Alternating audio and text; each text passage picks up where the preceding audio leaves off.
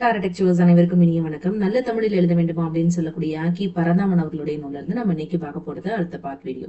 So எளிய சந்தி முறைகள். சந்தினா என்ன? ரெண்டு விஷயங்கள் சந்திக்கக்கூடிய இணையக்கூடிய அந்த இடம் அப்படின்னு சொல்லுவாங்க. சோ அந்த இடத்துல தோன்றக்கூடிய அந்த எழுத்துக்களை தான் என்ன சொல்லுவாங்கன்னா சந்தி எழுத்துக்கள் அப்படின்னு சொல்லுவாங்க. இப்ப இங்க கொடுத்துருக்காங்க பாருங்க. சிலர் விடியற் காலை எனவும் தகுந்தா போல் எனவும் நன்றா இருக்கும் எனவும் நிலையில் இருக்காது எனவும் எவ்வாறு எனின் எனவும் போக இருந்தார் எனவும் தப்பு தப்பா எழுதுறாங்க. விடியற் காலை இந்த ரகரம் வரும். தகுந்தா போல் கிடையாது, தகுந்தார் போல். இங்க கொடுத்திருக்காங்க பாருங்க, தகுந்தார் போல் என்றும். அடுத்து பாருங்க, நன்றாய் இருக்கிறது, நன்றாய் இருக்கிறது. இந்த ராக்கு என்ன அர்த்தம் அப்படின்னா இப்படி அர்த்தம். நன்றாய் இருக்கிறது என்றும் நிலையில் இருக்காது என்றும் எவ்வாறெனின் என்றும் போகவிருந்தார் என்றும் எழுதணும். இந்த தவறுகள்லாம் நம்ம நல்லா உணர்ந்துக்கணும் அப்படின்னா சில புணர்ச்சி விதிகளை தெரிஞ்சுக்கணும் அப்படின்னு சொல்றாங்க. சோ நிலைமொழியினுடைய ஈற்று எழுத்தும் வருமொழியினுடைய முதலும் ஒன்றுபட சேர்றதா புணர்ச்சி. இந்த புணர்ச்சி ரெண்டு டைப். ஒன்னு இயல்பு புணர்ச்சி, இன்னொன்னு விகார புணர்ச்சி. இந்த நிலைமொழியும் வருமொழியும் சேரும் போது எந்த விதமான மாறுபாடும் அடையாமல் இயல்பா இருக்கிறது இயல்பு புணர்ச்சி, மாறுபாடு அடைகிறது விகார புணர்ச்சி. இதை நம்ம ரெண்டா பிரிக்கிறோம். கண்டு பேசினார், என்று கூறினார், வந்து தந்தார், செய்து சொன்னான். இதெல்லாம் அப்படியே இயல்பா புணர்றதுனால இதுக்கு பேர் இயல்பு புணர்ச்சி. எந்த விதமான மாற்றங்களுமே இல்லை. இப்ப இங்க பாருங்க, அதாவது இங்க வல்லினம் மிகுறது அப்படிங்கிறது ரெண்டாவது.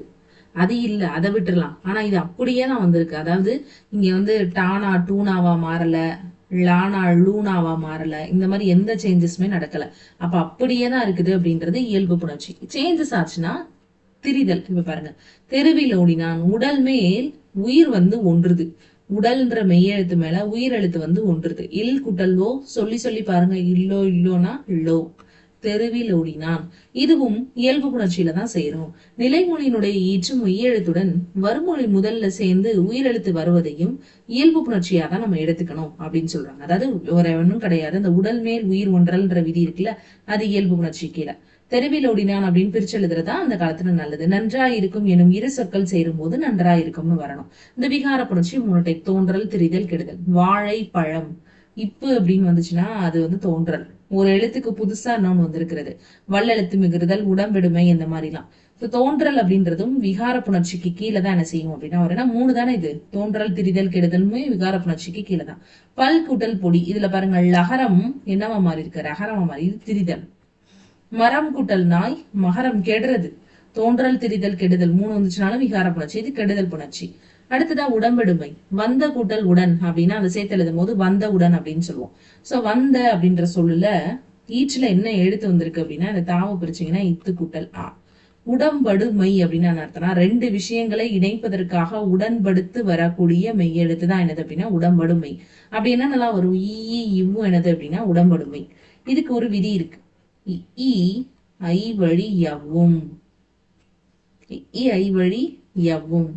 இப்ப ஏனைய உயிரெழுத்து வருது அப்படின்னு சொன்னா இந்த 3 தவிர 12ல வேற ஒரு உயிரெழுத்து வருது அப்படின்னு வச்சுக்கிறோம். அப்படி வந்துச்சுன்னா வவ்வும். இந்த 3 வந்தா என்னது? யவ்வும். இந்த 3 தவிர மத்தது வந்துச்சுன்னா வவ்வும். ஏகாரம்ன்ற உயிரெழுத்துக்கு முன்னாடி இது ரெண்டுமே வரும். இதுதான் ரூல். சரியா?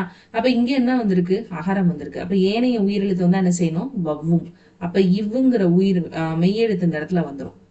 அப்ப உடல் அப்படின்ற மெய் மேல உயிர் ஒன்றும் போது வந்த உடன்னு மாறும். இங்க சொல்லியிருக்காங்க பாருங்க. ஈச்சில அகர ஒளி இருக்குது. வருமொழியாக உடன் எனும் மெய்யெழுத்துடன் உகரம். இந்த ரெண்டுமே ஒன்று சேர்ந்து உடம்பெடுக்குது. இந்த ரெண்டுமே என்னது அப்படின்னா உடம்பெடுமை. முன்னது வகரம், பின்னது யகரம்.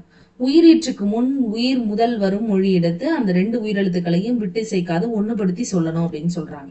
இப்ப வகர உடம்பெடுமை பாருங்க. இந்த உயிரலிகள்ல ஏதாவது ஒண்ணு வந்துச்சுன்னா நம்ம என்ன படிச்சிருக்கோம்? இ ஐ வழி யவ்வும். இந்த 3 தவிர மீதி இருக்கக்கூடிய உயிரெழுத்து வந்துச்சுன்னா வவ்வும். வருமொழியினுடைய 12 உயிர்மெழுத்துக்களை எது வந்தாலும் என்ன உடம்பெடுமை வரும்? வகரம் வரும். அப்ப ஏகாரத்தை மட்டும் காணோம்.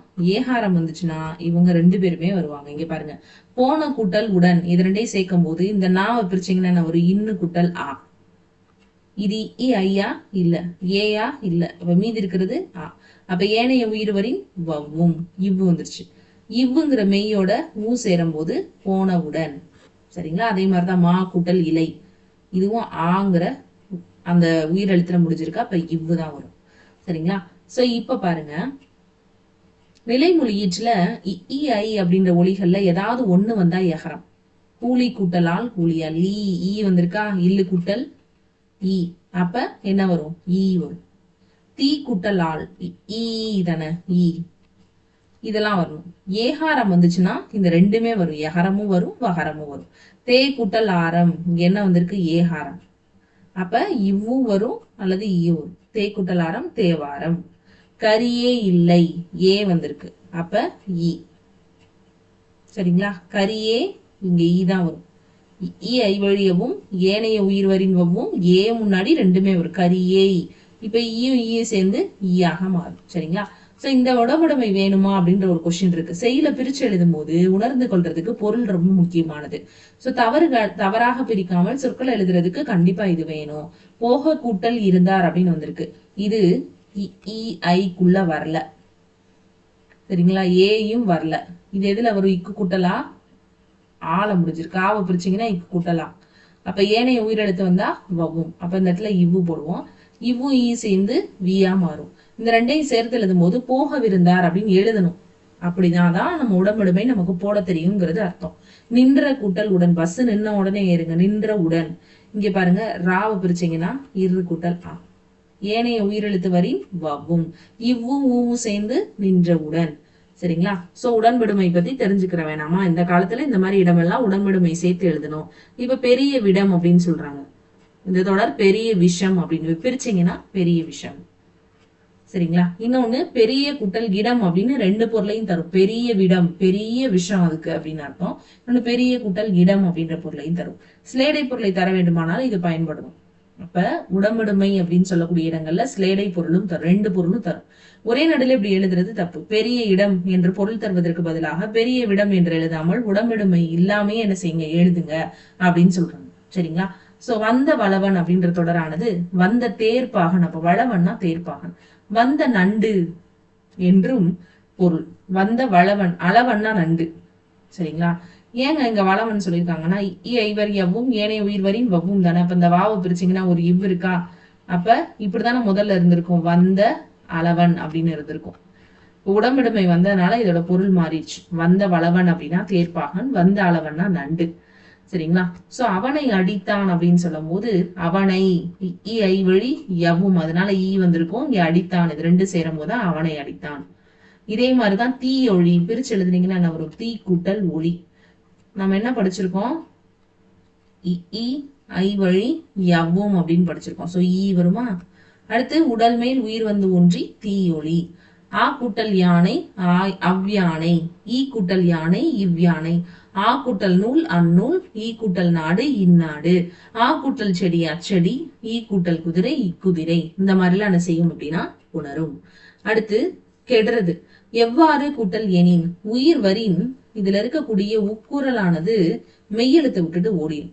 இந்த உடல் மேல உயிர் வந்து ஒன்றி எவ்வாறு ரெனின் அப்படின்னு மாறும். சரிங்களா, சோ இங்க நிறைய அந்த மாதிரி விஷயங்கள்லாம் கொடுத்துதான் என்ன சொல்லியிருக்காங்க பாருங்க. வேறு கூட்டல் இல்லை, உயிர் வரின் உட்குரல் என்ன செஞ்சிடும், மெய்யெழுத்தை விட்டுட்டு ஓடிடும். இங்க வேறு இரு இருக்கா, இந்த உடல் மேல் உயிர் வந்து ஒன்றி வேறு இல்லைன்னு மாறும். சில வேளைகள்ல முற்றி எழுகிறதுக்கும் இதே மாதிரி வரும். கதவு கூட்டல் அடைப்பு. இங்க பாருங்க, உயிர் வரின் உட்குரல் என்ன செஞ்சிடும், மெய்யெழுத்தை விட்டுட்டு ஓடிடும். உடல் மேல் உயிர் வந்து ஒன்றி கதவடைப்பு. அதே மாதிரிதான் செலவு கூட்டல் ஆயிடுச்சு. உயிர் வரின் உட்குரல் மெய்விட்ட உடம்புல உகரம் போய் இவ்வு மட்டும் இருக்கும். இவ்வு கூட்டல் ஆகும் சேர்ந்து செலவாயிற்று. நாள் கூட்டல் தோறும் நாள் கூட்டல் தோறும் நாடோறும். அவர்கள் தாம், அவர்கள் கூட்டல் தான் அவர்கள் தாம். துகள் தீர் துகடீர் அப்படின்னு வருது. திரிதல். விடியல் கூட்டல் காலை விடியற் காலை. தகுந்தால் கூட்டல் போல் தகுந்தார் போல் அப்படின்னு வரும். சரிங்களா, சோ இதோட நம்ம இந்த டாபிக் பார்த்திருக்கோம். சோ இன்னொரு டாபிக்கை நம்ம நெக்ஸ்ட் கிளாஸ்ல பார்க்கலாம்.